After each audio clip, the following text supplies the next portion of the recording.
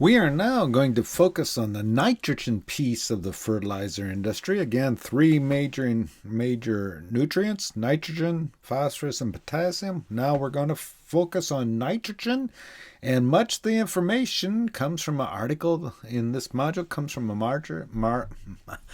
article by Sellers and Nuns on the February 17, 2021 on Farm Doc Daily.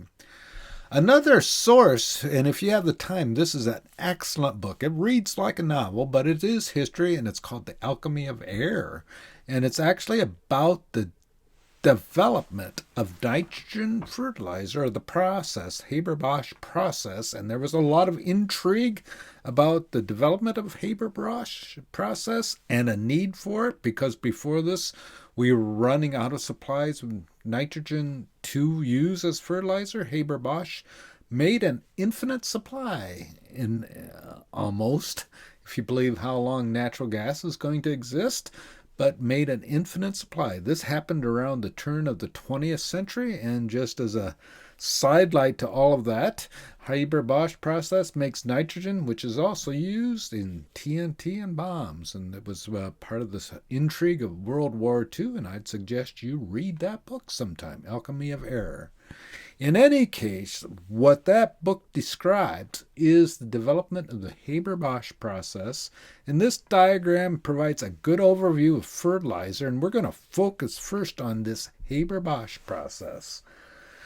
Again, this is the way that 99% of the fertilizer is produced in the United States.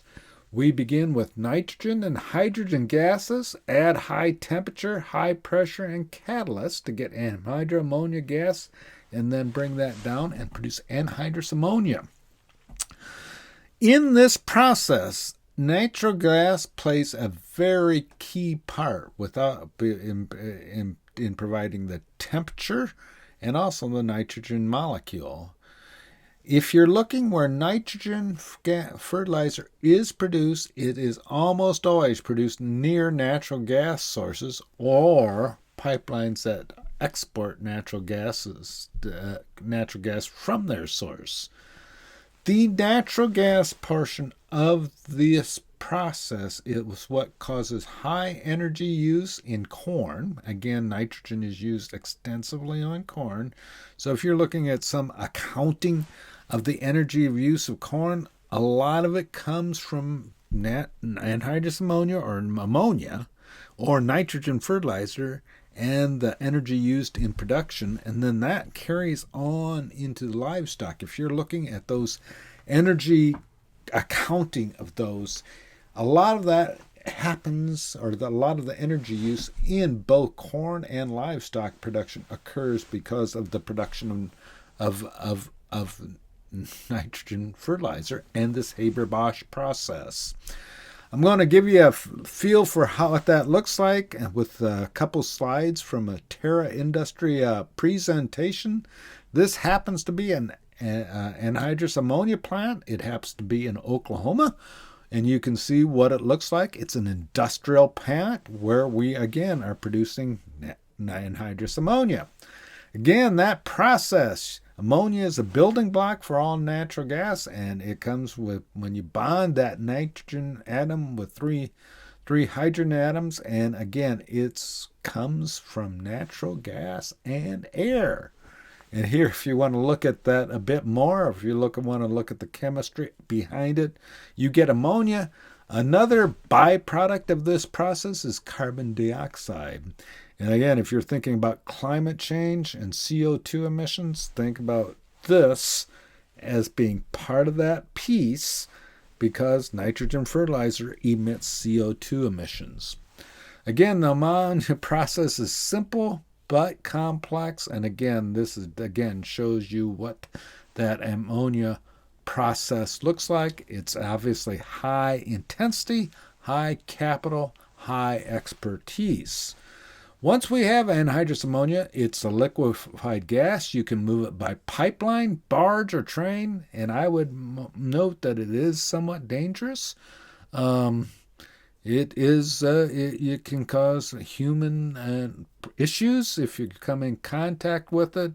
And again, the distribution saying is fertilizer manufacture, distribution change, and then finally farmer application. And this would be applying anhydrous ammonia to a field. This most likely, the picture there is that happening most likely in fall or at least spring before planting. There are other, besides anhydrous ammonia, there are other forms of nitrogen that are used: urea, ammonium nitrate, UAN. However, it's important to recognize that all of those come from anhydrous ammonia as their source. So you go through this first process, anhydrous ammonia, then you use anhydrous ammonia and make some other chemical reactions to produce the other types of fertilizer. That's key also to understand the relative price of anhydrous ammonia to urea, to ammonium nitrate, to UAN solutions. As you move away from anhydrous ammonia to other solutions, you're generally increasing the cost, but because you're adding more processing to it.